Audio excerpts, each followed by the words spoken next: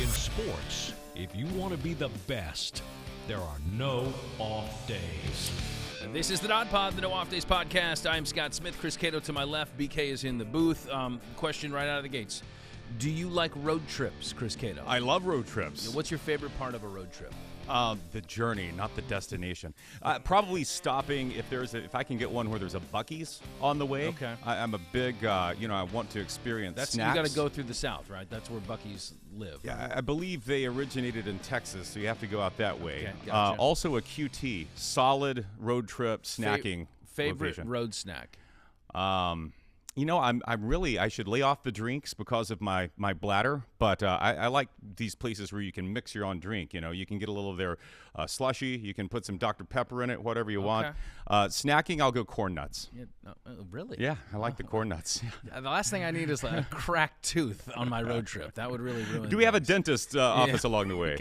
What about you? Detour. I'm a big gummy bear guy, as you can tell by my physique. Yeah. Love the gummies. A nice little Monster energy drink to pep me up and keep my eyes open on the road. But we are the reason I ask is because coming up here at the beginning of August, we're going to have the college caravan. It returns to Fox 13 here at the Fox station in Tampa, where we kind of go to each an on-campus visit to all of our in-state big colleges to preview the college football season ahead. So I figured today's show will kind of be a little bit of a window into that. We'll go into much more detail when we hit the caravan. We'll have interviews with coaches and players. We even broadcast some of it. We live stream it while we're on the road. So we have a lot of fun with it. It's a lot of information, and we do it all in 5 days. So 5 stops, maybe 6 stops in 5 days. And so today's episode, I think we just give a little bit of a primer, a little bit of an appetizer into the programs. Let's bring BK in. BK, I know that you joined us on the last college caravan. It had been a little bit because of COVID. That kind of broke up what we had going there. But did you enjoy that road trip? You were a good co-pilot. That was fun. Yeah. I did enjoy it. Yeah. It was good to see all the campuses and talk to all the coaches one-on-one like we did. Brian, answer me this. Do you guys get the company credit card? Does it come along as part of this journey? I think you already know the answer to that. Yes. That would be a big no. Yeah, okay. No, but we get reimbursed. Yeah, that's good. Well, why don't you invite your boy here? Like, who likes college football in this building more than I do? You don't have to lobby me, Yes. okay? Yeah. There's other people that have say over. I held no authority over you, my friend. Yeah. You are welcome and invited. You guys are traveling in a Toyota Prius, and there's room for only 2. So to get into an interview that we have today, we're going to be talking a little college football. BK, Yes, we are. Who's joining today's show? I'm excited about this. Jared Verse, defensive end for Florida State. Stud. Game wrecker. That's a good way to Who describe did it. not go pro. Did not. He's back. He's hungry and he's ready for more. He's projected For more top NIL 10 money. pick. Well, I'm sure NFL money would be much more enticing. I'm but sorry, Brian. Yeah. No. I What took were you away saying? Chris was took away the purity of No. I was just saying how he's projected to be a top 10 pick. yeah. And the guy's he just is a dominant force. Yeah. Huge for that program that he returned. Big expectations. He's not the only big piece to return and be ready for no. 2023. High expectations for those Knowles. At the end of the show. End of the show, it's kind of a weird one. Summertime here, I was out and about, and Of course you are. always You're are. always out and about. and just the smells of summer just seems more pungent, I guess, this year. In a good way? Usually Or is it pungent pungent good is- way, yeah. Pungent's not usually like freshly cut grass. Oh, I mean, you good. can't beat that All right. sometimes, or the barbecue grills. So I want to know, it had me thinking, are there smells that maybe other people don't find so appealing that you guys find appealing? Well, Chris is my co-host still. So, Are you saying I'm pungent? well, I can tolerate it. Okay, I'll just put it that way. I wish I smelled like a barbecue grill. Then you would Wouldn't like that me. be You great? should have worn your you should have worn My brisket cologne? No, your smells like Teen Spirit, your Nirvana shirt. Oh, That's yeah, what you shut should have up. done. Instead of the stinky Pearl Jam thing. Yeah, you wore that last week, I believe, too. I thought we were going to change shirts between tapings. Sorry.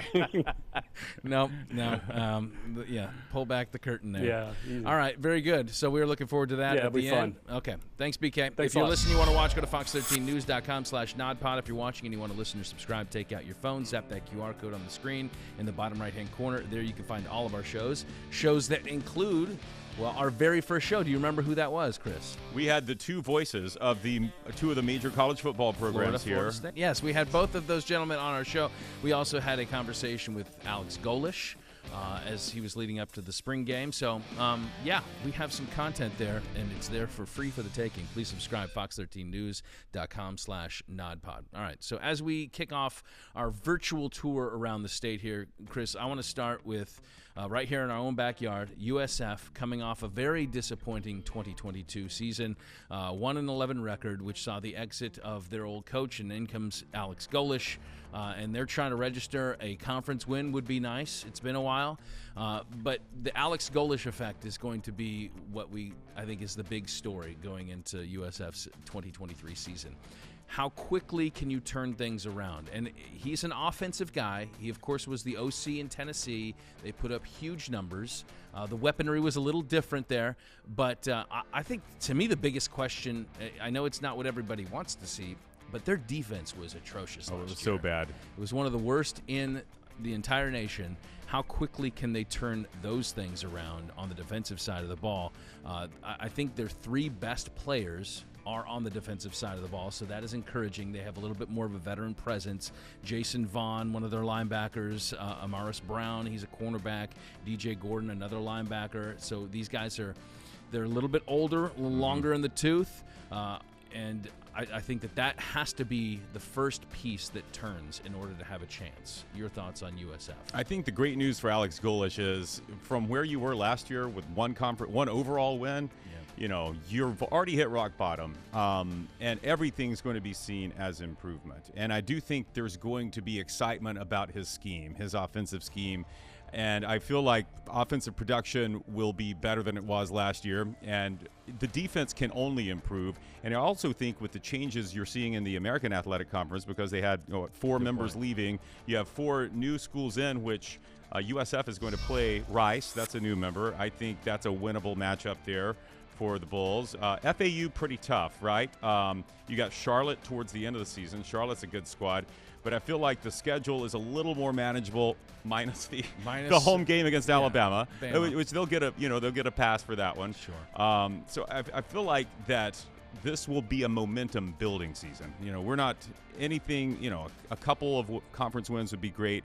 I think the energy behind the program now is the fact that everything's going forward for this on-campus football stadium that they're hoping to have built by the 2026 season.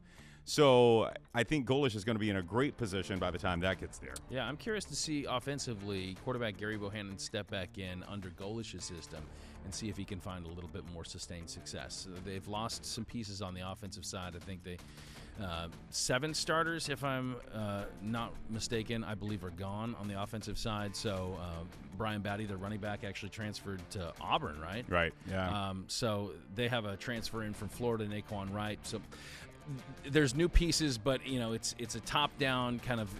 Are they getting the message from Goalies? And I'll tell you, even in our conversation with him, that's one thing that he does well. He stays on message, and he's preaching a belief there that the guys at USF can start to turn things around. And even if that looks, like you said, just a couple more wins on the season, I think with that schedule, I think it's certainly doable. No longer in the American Conference, UCF now jumps into Big 12 play. They're coming off a season last year where they finished 9-5 overall, 6-2 in AAC play. I believe this is season number 3 for Gus Malzahn leading the charge, and that's the question for them is, can this once Group of 5 school now jump into a Power 5 conference and carry the same type of weight that they did in the American Conference where they were consistently a player? And maybe because the Big 12 is not as strong as it once was, I feel like that's doable. Yeah. I especially think it's doable because I'm a believer in Gus Malzahn. I mean, I think this guy knows how to lead major programs. I think he leads an exciting brand of offense. And if you can have an offense that dictates, an offense that's always thinking of new stuff and new schemes and putting playmakers in positions to make those plays, I think you can always you can always pull off an upset, even if your defense isn't tops. Well, and what do we know about Big 12 defenses in recent years? That's true. I mean, outside of Kansas State, Iowa State, you're not facing a lot of programs that. Even Oklahoma State's defense was bad last year, which is unusual for them. So I feel like it's a great fit for UCF. I mean, now the fun thing is we get to see they've had these games, these one-off games in the past few years where they've taken down the big programs, the Auburn, schools like that. Now let's see if you can face pretty good competition, not great competition, but pretty good competition on a weekly basis and hang with them. And I think because of Gus's scheming, you put pressure, you know how to put pressure on these Big 12 defenses. I think they're going to hang in there. I think they could make some noise. I don't look for them to win the conference first year, but I definitely think they'll make some noise. They'll take down some teams. Well, Plumlee's returning at quarterback, and I think that, as long as they can get the run game cooking like they did last year, I think it could be a decent first season. What that looks like in the Big 12, I'm not sure. I mean, but if they can approach 5 or 6 conference wins, I think that's a successful first year in the Big 12. Moving over to the ACC now, Miami coming off a 2022 season in which they finished below 500. Another disappointing season for the Canes, 3-5 in conference play. This is first year for Mario Cristobal. That last year was. First year for Mario Cristobal. Obviously the recruiting game, he was able to get some guys and pull in some more talent, but I think schematically it just never worked out with the pieces. He wanted to run a little bit more, a little bit more physical brand, and I think where they have the playmakers is maybe a little bit more pass-heavy offense, and so they have changed a lot of things, actually. They have a new offensive coordinator in Shannon Dawson. He comes over from Houston. He was the QB coach there. They have a new defensive coordinator as well, Lance Guidry. They've lost Kevin Steele, went to your crew. Went to Tide. back to Bama, yeah. And so we saw some regression out of their quarterback, Tyler Van Dyke, last year. But I think if you can get into a more pass-happy scheme, you might find some more success. They certainly need it. It has been – last year was disappointing because it was like the first time they've missed a bowl game in like maybe over a decade. So, I think – at this point, do you think that the seat gets a little hotter for Mario? I mean, he was kind of like the boy come back home and this darling, but you got to win, man. I mean, especially a program like that. It's year 2, and he had a breakout year 2 at Oregon, so we'll see if he can replicate that. You mentioned the offense and Tyler Van Dyke. I can't remember a quarterback going into a season with as much preseason hype last year as Tyler Van Dyke to fall as far short of that. I mean, it was just night and day from the expectations. I think what you touched on there is very true. In spite of kind of what Mario would lean toward, maybe a run-heavy offense, he sees what he has here, so he goes out and gets Shannon Dawson from Houston, pass-happy. So I think it's more about using those weapons on the outside, trying to get Van Dyke to be that player that they know he can be, and cleaning up some of that stuff. They're in an ACC that's been down the last couple of years, so winnable, and I think it could be a solid year 2. Plus, they recruited really well, right? He has done that. He's pulled in some major recruits there. No shortage of NIL money, it seems, coming in from some of Miami's big boosters. So I think it's going to be a solid year 2 turnaround for Mario Cristobal. You definitely need to improve record-wise. Again, when you're putting in new systems offensively and defensively, new coordinators on both sides of the ball, I mean, there's going to be a learning curve, so we shall see what the Canes do down south. Meanwhile, up the road in Gainesville, the Gators come in 6-7 record last year. It was the first year of Billy Napier leading the charge. They finished 3-5 in conference play. It was disappointing. They did have a star leading that offense in Anthony Richardson, now with the Indianapolis Colts. So no Richardson, and though the team underperformed and they lost games that they shouldn't. Vanderbilt was obviously a classic case of a game that they should have won. Now you don't have arguably your best offensive weapon. Is this Gator team now poised to take a nosedive, as we still don't know who that starting quarterback is going to be? I would assume it's probably going to be the Wisconsin transfer Graham Mertz, but maybe not. I mean, I know that Napier wants to kind of take this maybe down to the last minute, and it could be Jack Miller, the Ohio State transfer. Both of them did not look good. The offense really didn't look good during the spring game. How much is that going to be a real indication, though? We don't put a lot of stock into spring games, but you would like to see a little pop, and we saw nothing from Florida's quarterbacks there. I feel, Graham Mertz, I watched a lot of Wisconsin football when he was there, and I remember his freshman season where he was amazing for about 5 games, and he regressed every year. I don't know what Florida has in terms of offensive coordinator, if they have someone who can pull that. I think it's Napier still calling the plays. Pull that 5-star quality out of him again. He's got Austin Armstrong, who was from Southern Miss, one of the youngest defensive coordinators in FBS. Alabama, Nick Saban had hired Austin Armstrong to come be on his staff on defense, and Napier kind of jumped in and said, "Wait a minute, I want you to be DC instead of a linebackers coach." So he's going to try to fix the defense. I think this is year 2 for Napier on a 7-year contract. So is he on the hot seat? Not yet, but we also know what a quick hook these Florida Gator fans have for their program. They remember Steve Spurrier days, fun and gun. They remember the Urban Meyer days. They want championships, and the biggest challenge Florida has facing it this year is the division you're in. You're always going to be judged against, well, first of all, Florida State, your main rival. They're set up to be a top 5, top 10 team in the country. And then in your conference, in your division, you've got the Georgia Bulldogs, who are going nowhere. You've got Tennessee, who is ascending.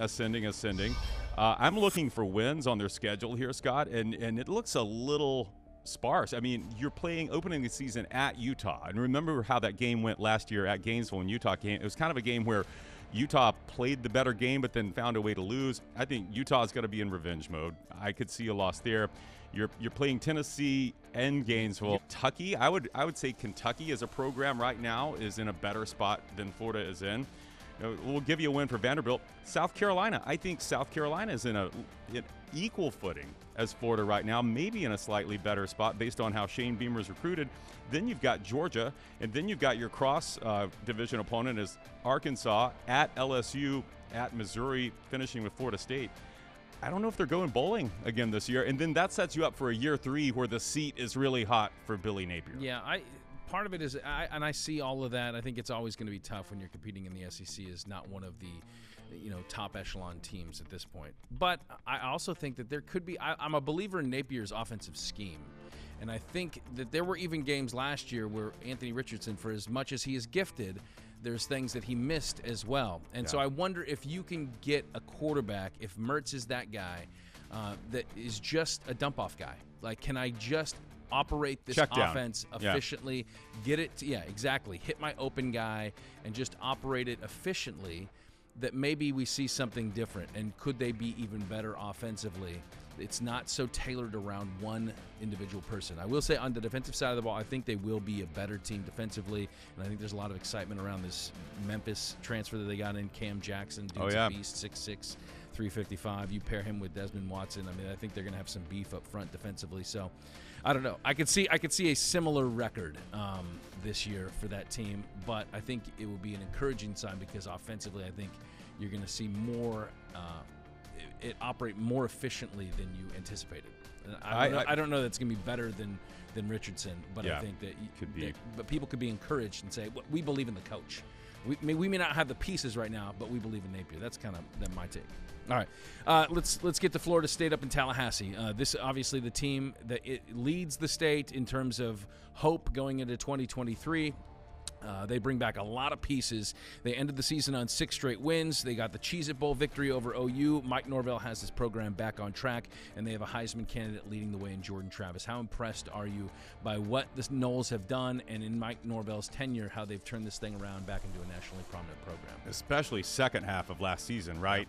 Complete turnaround, fixed a lot of mistakes. They were so penalty-prone under their previous coach, and even the beginning of last year, just a lot of mental errors, and you could kind of see it all gel at the end of the season. And now that sets them up for what everyone expects to be a campaign where they are competing with Clemson for the ACC title. And obviously they're in the same division there. Looking at schedule-wise, there's no reason they can't have a 10-win season here and fulfill all those expectations. You're getting Jared Verse back and a lot of other solid defensive players. I think it's going to be a great season. Yeah, no, I think that was one of the big indicators. When you see inside the program guys that have an opportunity to go make millions of dollars in the NFL and they say, you know what, I think we're going to come back. We got a good thing here. That gives you an indication as to what is going on culturally in that program, what Norvell has started to create. And there is a lot of excitement. So, I mean, I'm a buyer in this team. They had 10 wins last year. Do they top it? They could. I mean, they could. I think you're going to be right around there. But I think more importantly for them, they need to go challenge for an ACC crown. I think that's where it starts, is that you have to go up. You got to take it away from the Clemsons of the world. Yeah. And if you can win the ACC, man, this team, I think, is turning the corner for sure. I did mention the biggest part of this is Jordan Travis and preseason Heisman and what he showed last year leadership-wise, took command of the offense. I think they're going to be in a good spot. Well, the MVP of that defense is actually on our show today. Did you know that? What a treat. Yeah. You should talk to him. Let's do it. Let's dive into it right now. Well, he is an offensive tackle's worst nightmare. All-American last year at Florida State, considered by many to be the top defensive end in the country heading into the 2023 season. We welcome to the No Off Days podcast, Jared Verse. Jared, thanks for joining us. What's cooking up in Tallahassee these days? Thank you for having me, man. We're just getting that work in. Yeah. Summer started. It's time to get that work separate from everybody else. We're kind of in the tweener time between after spring ball, but not yet to camp. So, what do your typical days consist of these days? Honestly, just some lifts, some runs, nothing too crazy, nothing too demanding of the body. But, while we are here, while we are in the stadium, while we are on the field, we're getting that work in, taking advantage of every moment. More to do in the offseason in Tallahassee than Albany? There's definitely more to do. More things, more opportunities, more fun to be had. Yeah, no doubt. When you transferred in, that was January of 2022. What did you? I mean, you obviously had a breakout season, huge year for the Seminoles. But what did you expect going in? Because you got to learn a new system, you got to learn new coaches and teammates, and of course, geographically have to learn your way around. What was the biggest consideration going into last year at this time? It was definitely just putting in my all. One reason I did come to Florida State was Coach Norvell sat me down. He said, I'm not asking anything of you but your best, and I'm going to give you the best in return. So this time last year, back in 2022, I was just giving my best every day. While we're running, I'm giving everything I have. While we're lifting, I'm giving everything I had. I'm just always giving my best. And that's this season, last season, next season, every season. When camp rolls around, those are long, grueling days in the hot sun here in Florida. What is your favorite portion of practice, and what is your least favorite portion of practice? Well, favorite portion is definitely pods. O-line, D-line, we right in the trenches, we right in each other's face. It's whoever got that more dog in it, we getting physical right out the back. It's starting practice. Everybody wants to see it. Everybody wants to watch, see who's really that dog. Least favorite part is probably the end of practice. You take a knee, anybody takes their eyes off Coach Norvell, we doing up downs. Anybody. Oh boy, yeah. Up Definitely downs. My least favorite part. That is no fun. But when you transfer in last year from an FCS program, I mean, there's a jump in competition in athletic ability and the guys that you're going up against. What were some of the things that you had to adapt to jumping to an FBS program in the ACC? One thing I always pride myself in was always playing up to my full potential. I never played down. I never tried anything like that. That's something my dad emphasized as a kid. Always play up to your potential. Don't play down to the competition. So, even at an FCS school where the competition wasn't as high as it is here, we're playing SEC, ACC, bigger schools. I was still giving my all. I was still giving everything. So when I came here, it was just what I was used to. I was still giving my all and everything. So I'll still win. I'll still doing what I was able to do. The only big difference is probably the speed at which people played at here. Because O-linemen are running a lot faster than they are at other, levels of football. The wide receivers are faster, the running backs are faster, the quarterbacks are crazy athletic at this level.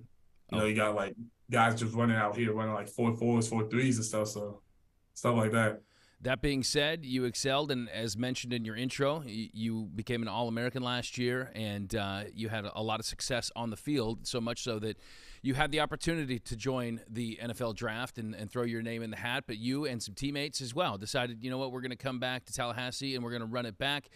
I can't imagine that is an easy decision to land on. How did you get there?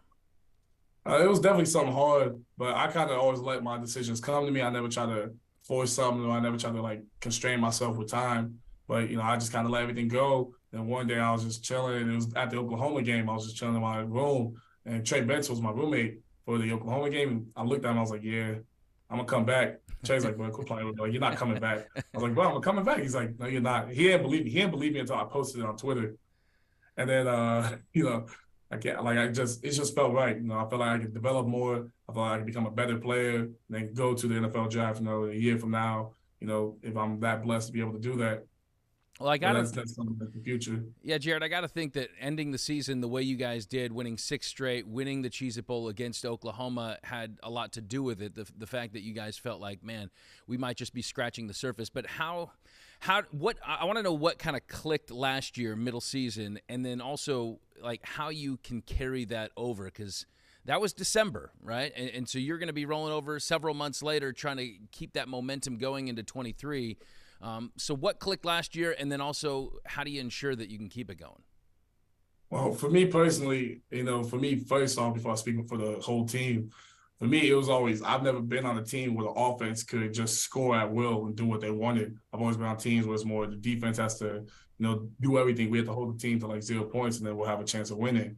But the offense, you know, they're going to score, so we knew that. So we started trying to focus on more what can we do to make sure they don't score, focus more on technique. You know, physically, we were all fine. We got fast DBs. Our safeties are fast. They hit hard. Our linebackers are some of the best in the country. Our D-line is, if you ask me, the best in the country, and you can't debate that with anybody. But we have all these tools on defense. How do we work together so that we can just put these, like, lower the points, the offense can just put more points on the board, and that's what we did. You know, we kind of just talked. Everybody thought about it. Everybody's like, all right, that's what we're going to do. We won 6 straight. You know, we finished off with Oklahoma. They were a very good team. But then going into the next season, that's something we thought about. Like, the offense is even better. They're even more high-scoring, more high-powered than they were last season. So they're going to score fast. So defense just has to be able to make sure that people aren't putting points on the board.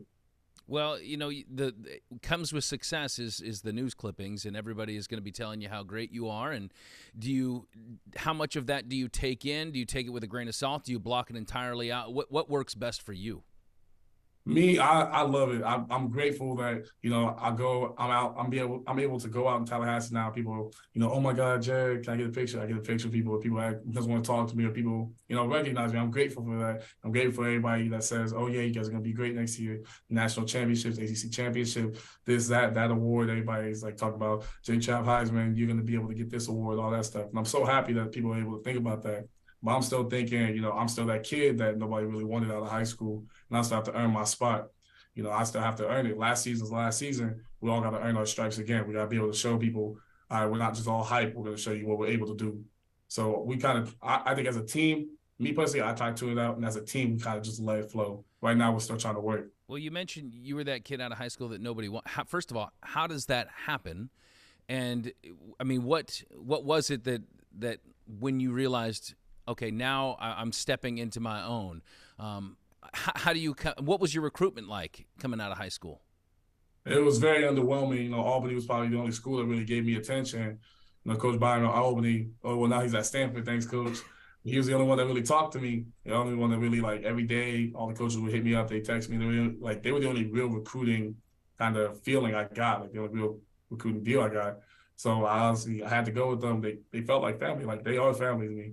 So I went with them. But then COVID happened, and during COVID, I was like, I gotta take advantage of this. Like, a lot of people are at home sitting, a lot of people playing video games, on TikTok, on Instagram, on Snapchat, just relaxing, like taking their days off. I'm not going to do that. I'm going to take full advantage of it. Me and my little sister used to work out about 1-2 times a day, you know, trying to get really bigger, stronger, faster. We go on runs every day. We do all this crazy stuff, just trying to get better. And it paid off. I got stronger, faster. I came back. You know, a couple of my teammates at Albany thought I was a transfer when I came back from COVID. They thought I was a transfer. They were like, who are you? I was like, what are you talking about? We were roommates last year. Your own roommates didn't recognize. Oh, that's horrible. But it goes to your work ethic, right? So I know that when transferring into a program, it helps to see the guys that have been there before you, and obviously FSU is turned out a lot of great pros. What was the most notable name out of Albany? I can't think of any. I should have looked this up ahead of time. Was there a guy that made it to the NFL out of Albany that you kind of looked at like, hey, he could be our poster boy? Yeah, we do have one guy who's still in the league now named Jaron. But the guy I looked up to my freshman year, his name was Eli Menser. Okay. And he was the D end in front of me. And I just he has the sack record at Albany, all that stuff. Like he was All-American, everything like that. But he was the guy I looked up to because it was like, I'm looking at this guy, he's just dominating everyone. He was like 220, 230 at the time, dominating people just with pure speed. And I knew I was going to be strong enough to bully people, but just the idea of pure speed was something I always loved. When you get the privilege, I suppose, of getting to watch a guy like Jordan Travis every day at practice going up against him as a defensive guy, what is the hardest part of his game to try to corral? It's how he reads the game. Because every day, like one day, say we start practice on a Monday. Monday, you're going to be like, okay, he's real good. Tuesday, he's going to change it up because he's going to learn from the practice before. So it's just how he's evolving every day. Like one day, you'll be like, all right, he's going to hand this ball off. But he's going to look you right in the eyes. So you look at him right in the eyes, but you're supposed to be looking at something else. So he's like, he messes with your head, but like, it's just how well he reads the game and how quick he does it too. Plus his physical attributes, he's quick, he's very fast, he's very quick. He can throw the ball and he's on target. It's like he's a threat in every possible way. So you have to play him very secure. You can't leave any space because he'll slip right through it. Have you tried to get him to incorporate the Heisman pose? Is he after a touchdown maybe? I think he's going to do it at some point, but that's on him. What about Coach Norvell as a head coach? What sets him apart? What makes him unique as a leader of men? I've been around a lot of different head coaches. Going into the transfer portal, I've talked to a lot of different head coaches. And Coach Norvell is the only coach I can truly say about. Every day, he's the exact same. You're going to walk in the building. He's going to have a smile on his face. He's going to yell at you, good morning, for no reason. It could be 5 p.m. and he's going to say good morning. I don't know why he does it. He's going to do it. But it's just that energy is just contagious, too. That's something I've tried. Like, I'm a loud person. I'm loud. I like to get people hyped up. I like to get people excited to play the game. I like to not try to do that. But Coach Norvell, he just does it in every facet. I'm on the football field. I'll do that in every facet of everything. In the morning, in meetings, and walking on the bus and getting on the plane. He's going to get you excited and hyped up to play.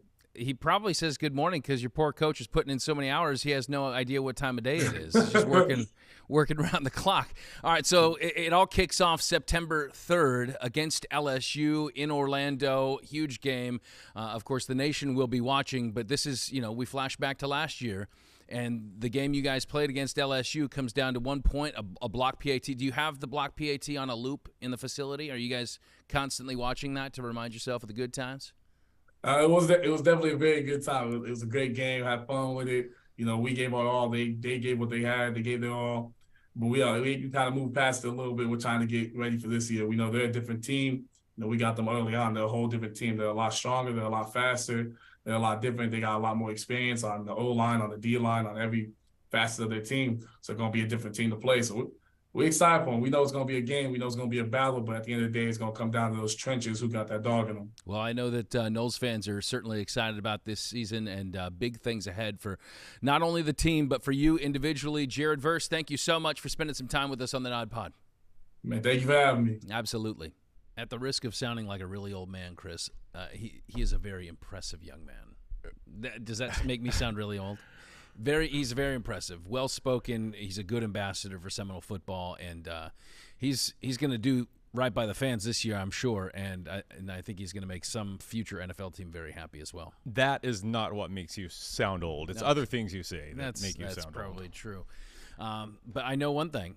With age, my sniffer has not failed me yet. Let's bring BK in. I smell that we have a really good segment to end on here. Am I right? I was at the tire store putting tires on my van. Mm-hmm. Yeah, and finally got the old Astro van some new wheels. I did. Running on some balls there for a while. Yeah, well, my kid now won't be going to college next semester. But hey, got tires on the van. Keep you safe. But I was sitting in there and I go, this place smells incredible. I love the smell of tire stores. I don't know why. It's obviously the tires. It's not the guys running it. Yeah. But they do. New tires do smell great. Don't they? Yeah. They smell rubber. Pretty good. Yeah. And so I was wondering, are there unique smells that maybe other people may not find that appealing that you guys find appealing? Yeah. Chris, do you want to? Do you have some in mind? This microphone cover smells like the last guy who was sitting here, whoever that was. Smells like my breath. Had been drinking bourbon. Yeah. No, the oddest one I have that I don't know anyone else would find appealing outside of maybe my family is a wastewater treatment plant. What? Have you ever been around a wastewater treatment What? plant? No. Yeah, it's nostalgia related. So my dad he was a supervisor at a wastewater treatment plant, and I worked out there during the summers in my high school and college years. And so it doesn't exactly smell like poop water like you would think. It's treated with chlorine and stuff, but it is a smell that most people would find like weird. But So is it chlorine that you're smelling? No, it was chlorine mixed with stuff, poop water, wastewater. So it doesn't, it's not something most people would say, hey, that smells great. But to me, it's always when I drive past one, I can tell you there's one in the area. I'm like, yep, wastewater treatment plant, 0.2 miles that direction. Huh. And in my family, we always said it smelled like money because that's where our income came from. Wow. Yeah. Well, we had a significant plumbing issue here in the building recently. Did you enjoy that? I may have caused it just to get that just to prompt contact high from the wastewater. Very good. Yeah. I have a similar one. So I enjoy the smell of skunks. Yeah. Skunks? Yeah. How? Why? I have no idea why. Is this nostalgia? Were you sprayed as a child? No, it's not nostalgia at all. I kind of like the smell of it. And my dad always used to say, like, we'd go on road trips and he would say, like, we'd drive by like a cow field or whatever and smell like cow manure. It's called a pasture. And we were always like, oh, it's gross. Is that what it is? A cow field. Yeah. It's like a field of daisies. Field of them cows. Yeah, but he always said he liked the smell of cow manure. And that has kind of become a little bit of a nostalgic smell for me. It doesn't gross me out. It's not like, when you step on like a fresh dog turd. I've been there. It releases some type of scent that drives it into overdrive. Yeah, it's not like that for me. Cow poop is different. So you like the cow manure and you like skunks. Skunks. Those are bizarre smells. I like the smell of a freshly cut green bell pepper. Okay. Wow. That is nostalgic as well. I don't know why. It always has reminded me of my grandfather, who passed away when I was very young. So I don't really have a lot of memories of him. And I don't know why. When I smell that, I think of him. He must have cooked stuffed bell peppers or something. I think that might be it. Or just wore them around his neck to ward off vampires or something like that. That was we couldn't afford cologne back in the day. You just rubbed some green bell pepper on you. They called him Peppers Smith. Yeah, that's I've got things like that in my family. Everyone likes the smell of cherry pipe tobacco, right? Like that wouldn't offend anyone. Any pipe tobacco. My Uncle Tom, who's my great uncle, actually always smoked a cherry. And you could just, as soon as you hit the house, you could smell it. And it was it was great. Another weird one I have is dry dog food. You ever open up a fresh bag of, not wet dog food, but a fresh bag of dry dog food? Wow. I think it's because we kept our dog food for our dogs in like this outbuilding, and you would walk in. So weird. And that's the first. It was something about I don't know if it's grain or what's in it. And I find that pleasing. Do you like dog breath as well?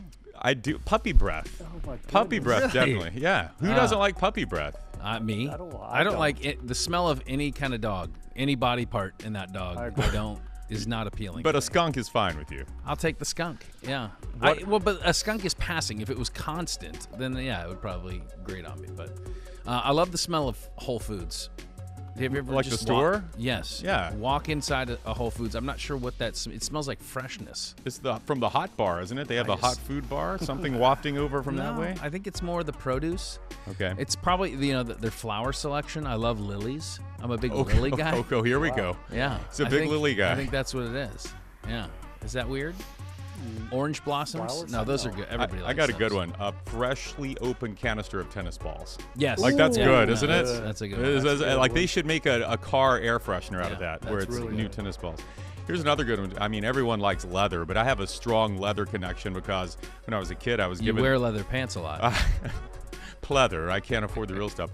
I was given a leather-bound Bible when I was a kid, and so in church, as I tried to get through the boring sermon, I would just sniff my Bible, and people thought I was being pious with my head down in my lap, and getting close to the Word, but I was actually just sniffing, sniffing the cover. Yeah. Did that draw you closer to God? I'm not sure that did, but probably something I heard during the sermon seeped in through all of my self. I like the smell of new shoes as well. New shoes. Everybody does, yeah. All right, so was this leading somewhere, or Well, you just there want was to a expose list. how weird we I are? was just making sure we weren't weird, but there's an actual list. Top we are. 5 of these weird smells, they say. Number 1 is rain. I think everybody likes the smell of rain. Don't you? Yeah, it's not bad. Especially when you know rain, it's coming. You know, you can kind of sense rain's coming, kind of smell it. Rain in like a forest is really good. Right. Yeah. Like pine trees Yeah. being rained upon. Rain in an urban area like we have here in the summer, not smells good. like dirt. It does not. I don't like it. Yeah. It doesn't smell. It smells like whatever. It Not as good as mixes wastewater, that's for sure. Nothing is as good. Books and wood. Yeah, I like newspaper. I don't know if that falls in that category. Why are books and wood combined? I don't know. They're both paper products. It's maybe They both originate. You know from the what's same- funny is a new book does smell great, but you guys used to get these textbooks at school that's been handed down, and you open them, it smells like a diaper. Yeah. Like it's not good. You don't like diaper smell? I like wastewater, but I not like the smell. not the waste. smell of a fresh diaper. I like the smell of a fresh baby, not Yeah. not a new. Not an old baby. Get that stinky old baby away from me. You know what I mean? Give me a Like, fresh one. Okay, let me explain. A freshly bathed baby, like sniff its head, like Yeah. that's one of the best Yeah. things. Yeah, it's Oh, awesome. Yeah. So there you go. There's a list. Oh, Right? Play-Doh's Are you good. gonna go through it? Well, Play-Doh. Play-Doh. Yeah. Okay. see Permanent that. markers. We Yeah. mentioned that. Gasoline. Yes. Yeah. You know what I like, and not a lot of people like this. I love the smell of an old motel room that has been smoked in for like 50 years. You do not. Yes. Joke. No, I'm kidding. It's disgusting. Scott's ideal motel room has also been sprayed by a skunk in the bedding. Yes. The like- smells are free. I love it. It's good stuff. Thank you, BK, No for problem, that. guys. Thanks. BK's got a good smell to him. I've never get to smell him. He's always in this box down here. You should go in there right this now room. and Is it- go smell him after the show. Yeah. Will it It's be kind of like- pungent when I open it? It's like earthy, yeah. No. Yeah. It's yeah, and Downy Manly. that are the fabric softeners. Earthy and downy. Yeah. Oh, Yeah, be a- it's a good combination. a new scent. All right, thank you, BK. To watch full-length episodes of this here podcast, head to fox13news.com/nodpod or hit the QR code on the screen. And, of course, you can like our social media pages as well. And we're trying to do a better job of keeping up on that. Big thanks to our guest today, Jared Verse. Wow. And the best of luck to he and his Knowles this season. And thank you to our crew. We got Ronnie running the jib right now. I think we got Chris behind the ones and twos.